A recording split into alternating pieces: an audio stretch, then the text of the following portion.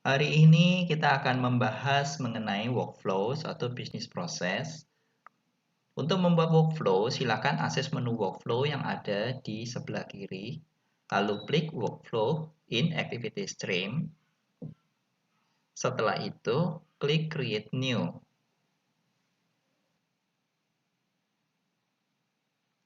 Selanjutnya, kita mengisi nama workflow-nya. Misal, dalam kasus kali ini, kita akan membuat reimbursement.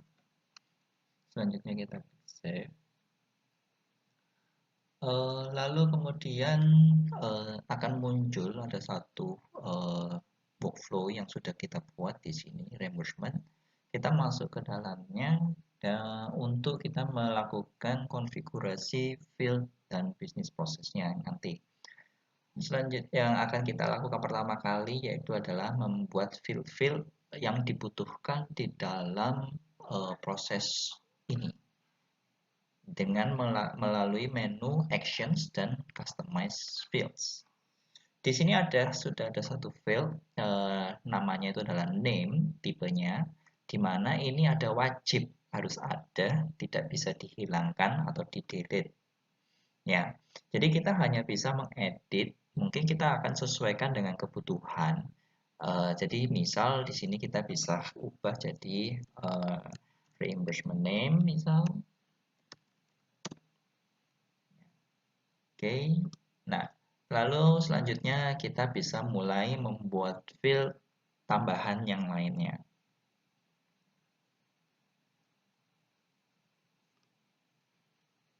Dengan mengklik tombol Add Field, lalu kita mengisi label atau nama fieldnya.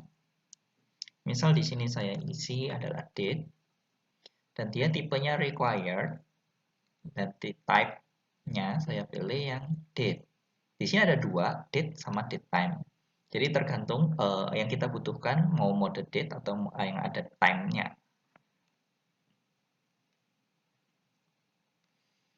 Setelah itu kita lihat di sini ada default value. Kalau seandainya kita mau setting dia ada default value-nya, dan code ini kita abaikan saja, gunakan yang standar. Untuk sort dia defaultnya ada 500, tetapi kalau kita mau ubah bisa nanti. Lalu kemudian di sini ada show in new item forms. Nah, ini maksudnya adalah apakah field ini itu akan ditampilkan pada saat pembuatan reimbursement yang baru. Seperti itu, ada request baru, ya maka dia ditampilkan atau tidak. Lalu kemudian yang ini adalah pada saat kita melakukan edit data, apakah mau ditampilkan atau tidak. Nah, lalu selanjutnya di sini ada read only, new item form, di mana sama seperti yang di atas. Kalau ditampilkan, maka apakah dia sifatnya adalah read only atau bisa diedit. Lalu kemudian begitu pula dengan yang read only item edit form. Apakah dia pada saat mode edit dia sifatnya adalah read only atau dia bisa diubah-ubah seperti itu. Oke, selanjutnya kita langsung aja save dan bentar lagi kita akan membuat satu field baru lagi untuk amount-nya. Dengan cara yang sama, kita pilih add field. Lalu kemudian saya masukkan namanya di sini adalah amount. Saya setting required dan type-nya saya menggunakan number.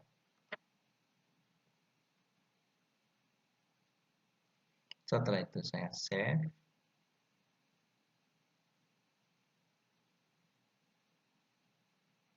Sehingga sekarang kita sudah memiliki 3 field.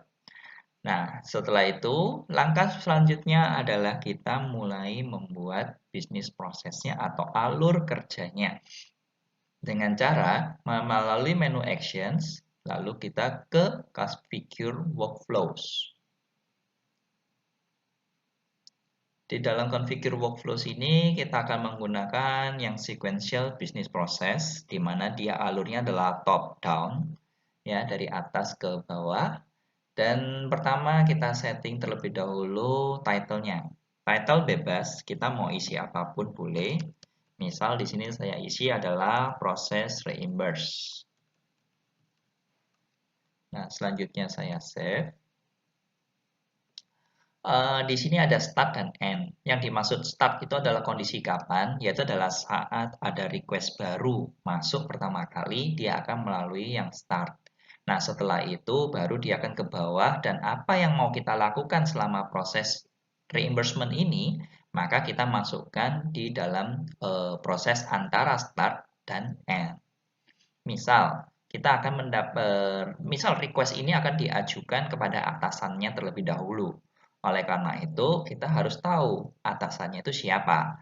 Nah, maka dari itu kita klik segitiganya. Kemudian di sini ada kategori pengelompokannya. Untuk mendapatkan atasan, kita menggunakan yang namanya select employee. Select employee itu ada di mana? Yaitu adalah di kategori other.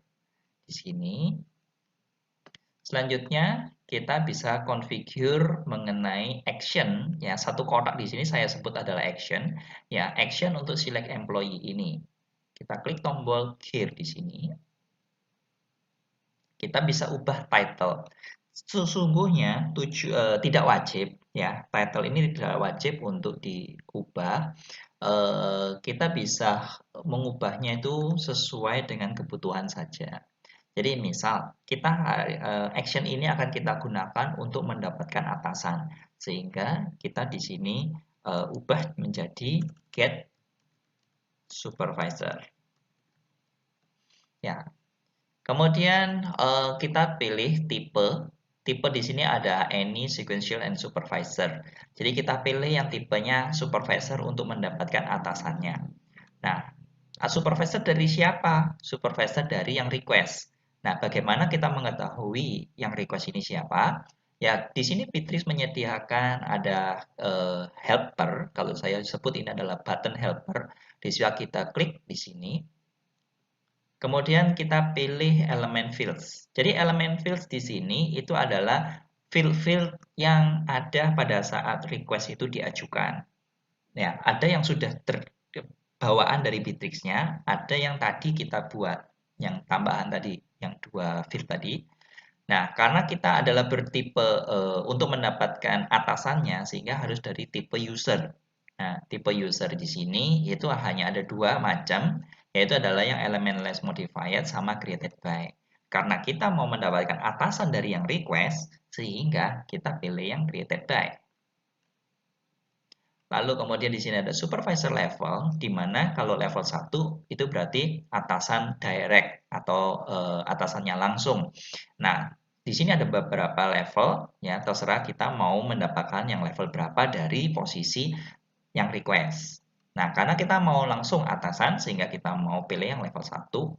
Untuk backup user ini wajib, ya alasannya kenapa? Yaitu adalah kalau semisalnya atasannya itu tidak available, nah maka akan dieskalasi ke backup user seandainya tidak punya level yang berikutnya.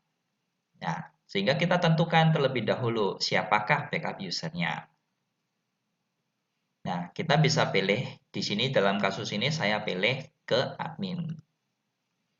Oke, selanjutnya di sini eskalasi apakah kalau seandainya supervisornya itu absen, tidak available, apakah mau dieskalasi atau tidak. Lalu kemudian nanti kita pilih yang apply to backup user untuk sebagai menghandle request ini nantinya.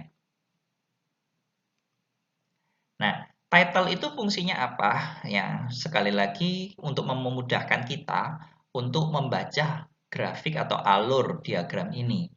Ya, setelah kita mendapatkan supervisor, selanjutnya yaitu adalah kita mulai menggunakan yang approval untuk mendapatkan persetujuan dari atasannya.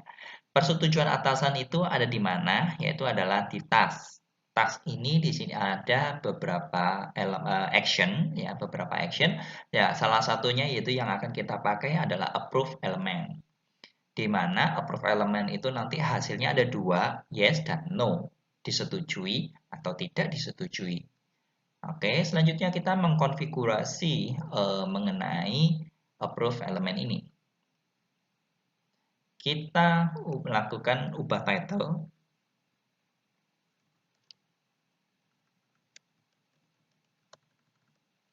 Saya ubah menjadi supervisor approval.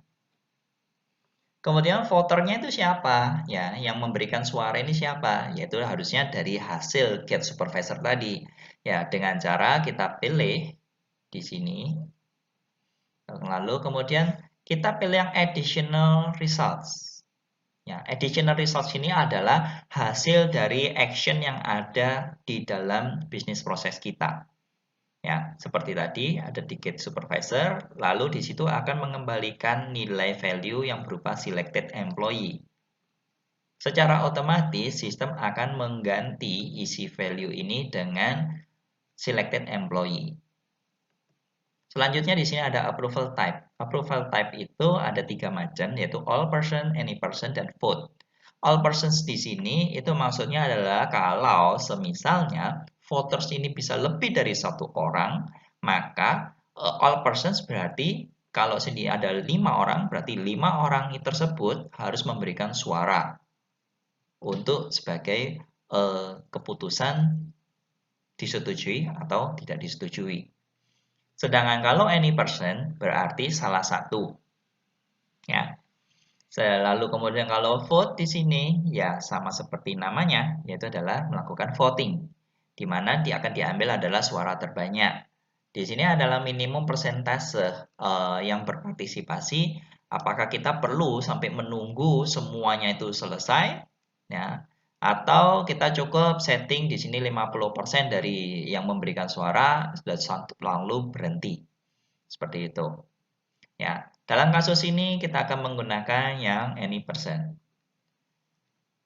Dan untuk assignment name di sini bebas. Kita sebenarnya mau kasih semacam judul kepada supervisornya. Ini request apa? Ini permintaan atas apa? Nah, itu kita bisa saya taruh di dalam assignment name. Di sini misal saya tulis reimbursement dan ini bisa kita combine dengan nilai dari field.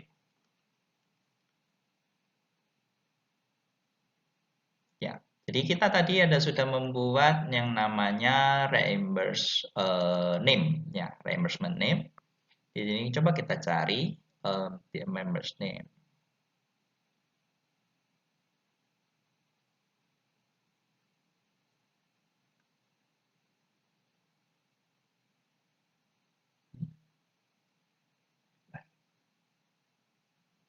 Oke, sorry. Ya, di sini ada reimbursement name. Kemudian assignment description ini optional, ya. Tapi bisa kita sisipkan untuk sebagai info atas reimbursement ini. Ya, misal tadi kita ada memberikan date, ya, di mana kita juga bisa menampilkan isi dari field date tersebut. Lalu kemudian begitu pula dengan amount-nya.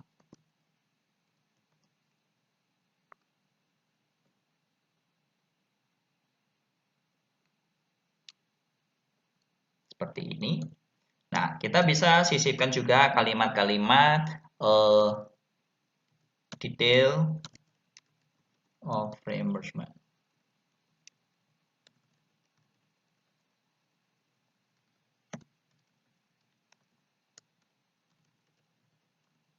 Ya, seperti semacam instruksi apa yang harus dilakukan oleh supervisor.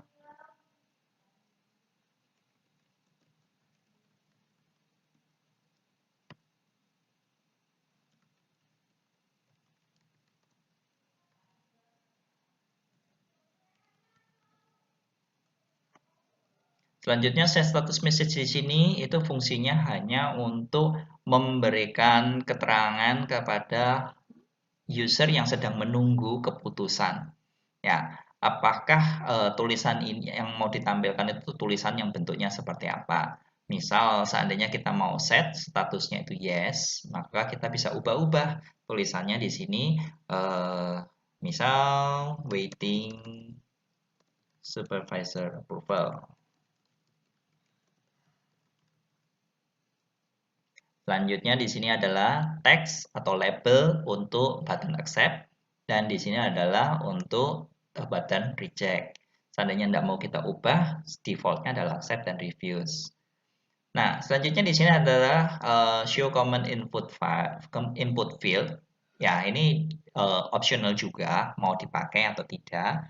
Nah, tujuannya adalah pada saat memberikan keputusan approve, accept ataupun refuse. Nah, apakah mau mencantumkan komen atau tidak pada saat keputusan tersebut?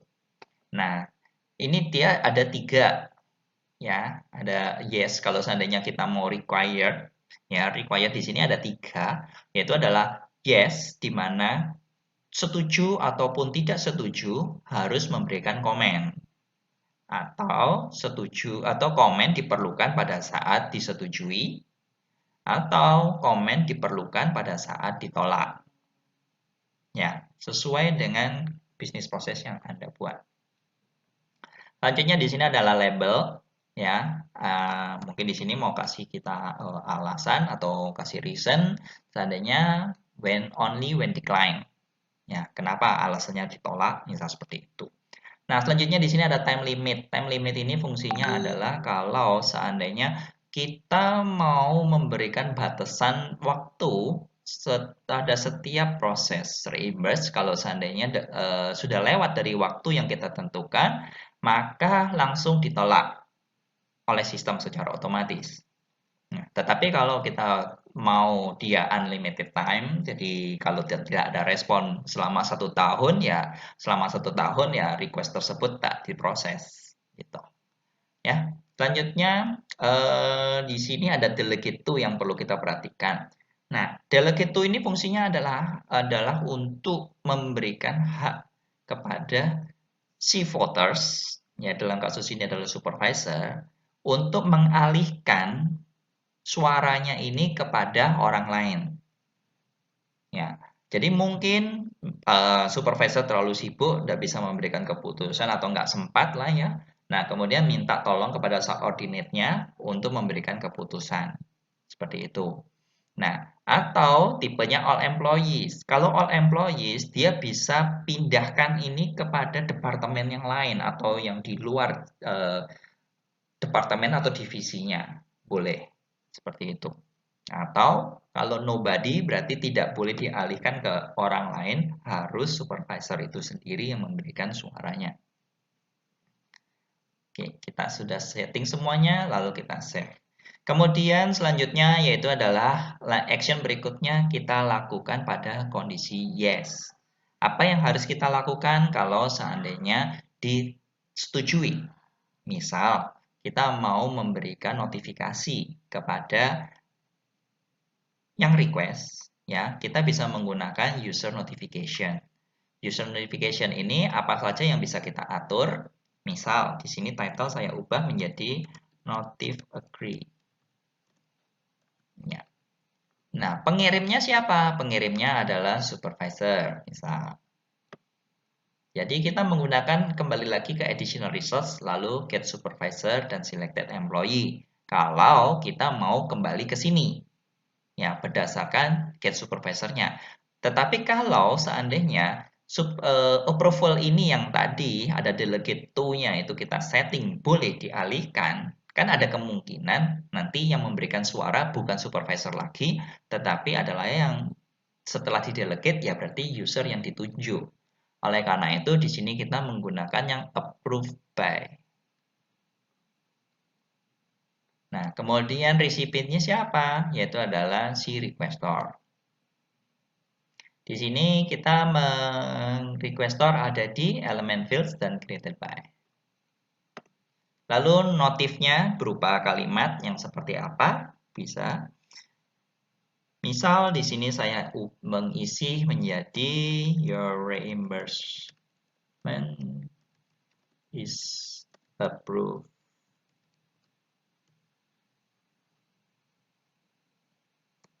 Waiting for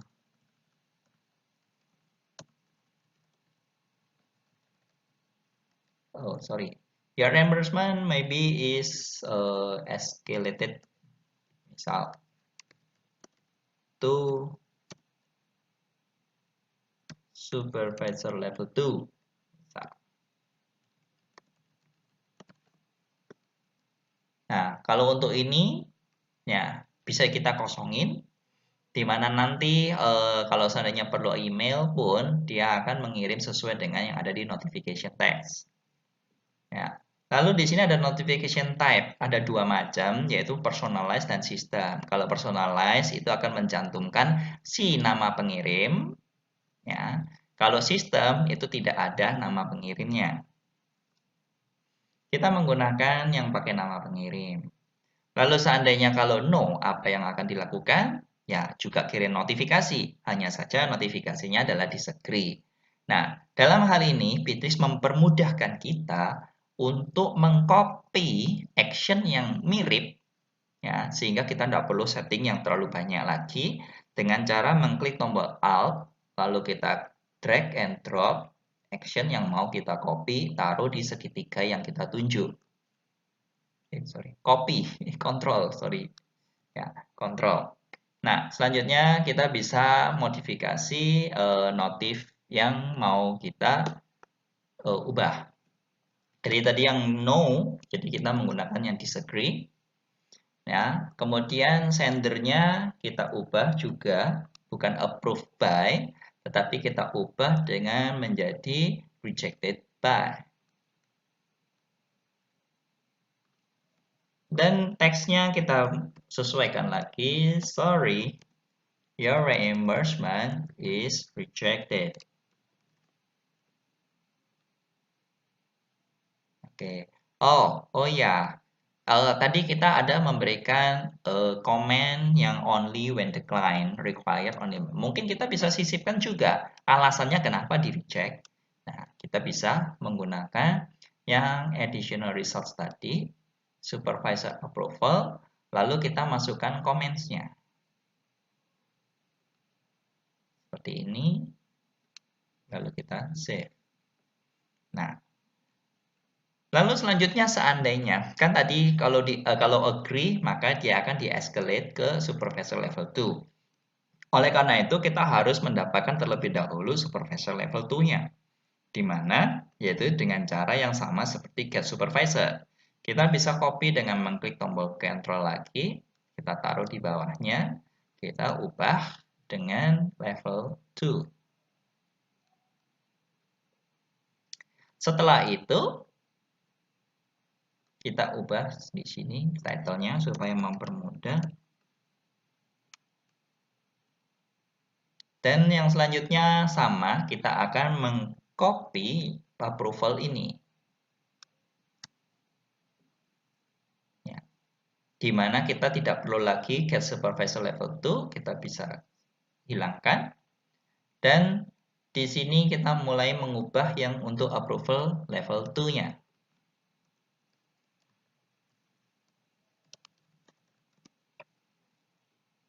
Kemudian untuk voters juga jangan lupa kita ubah menggunakan yang get supervisor level 2.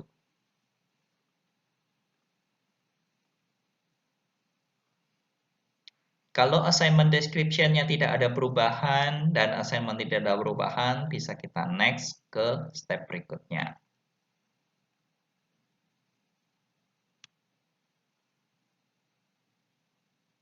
Oke, nah selanjutnya notif agree, kita juga jangan lupa mengubah untuk sendernya. Di mana sender ini yaitu adalah supervisor level 2 approval approved by. Dan untuk notifikasi teksnya kita sesuaikan dengan tujuan dari level 2-nya.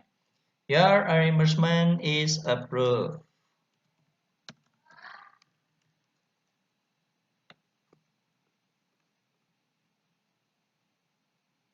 Oke, dan begitu pula dengan disagree-nya. Kita ubah di sini dan juga yang di sini. Sendernya kita ubah dengan menggunakan yang supervisor level 2 rejected by. Begitu pula dengan reason-nya kita menggunakan yang supervisor level 2 approval commands. Dan kita save. Oke, demikian ilmu selanjutnya kita sudah selesai, kita langsung save aja. Dan kita bisa cek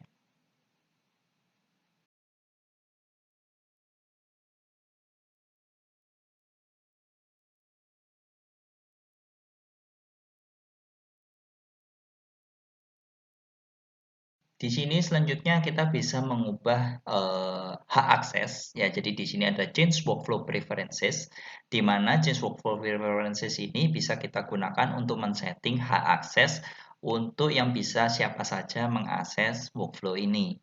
Misal di sini kita mau by user atau by user group, departemen atau bahkan by work group. Ya, jadi misal by user, maka di sini kita bisa get user siapa saja yang bisa mengaksesnya. Misal, user 1 di sini, apakah dia boleh menambah saja, mengajukan, atau dia hanya bisa membaca, atau dia bisa mengedit. Nah, ini terserah kita sesuai dengan kebutuhan. Ya. Jadi contohnya yang user 1 bisa add, 1 bisa mengajukan request terhadap workflow reimbursement ini.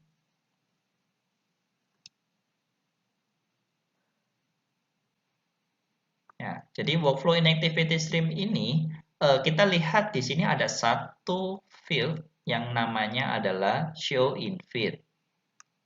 Ya, tujuannya di sini adalah supaya menampilkan reimbursement workflow ini itu di dalam halaman feed. Jadi kita harus centang di sini. Kemudian kita coba masuk ke halaman feed.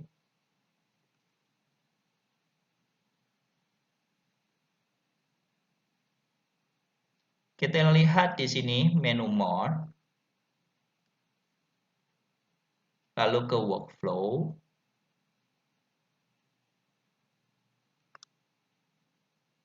Dan pilih yang reimbursement. Maka di sini akan langsung muncul sesuai dengan field yang sudah kita setting tadi di awal. Ya. Sekian dari penjelasan cara pembuatan workflow.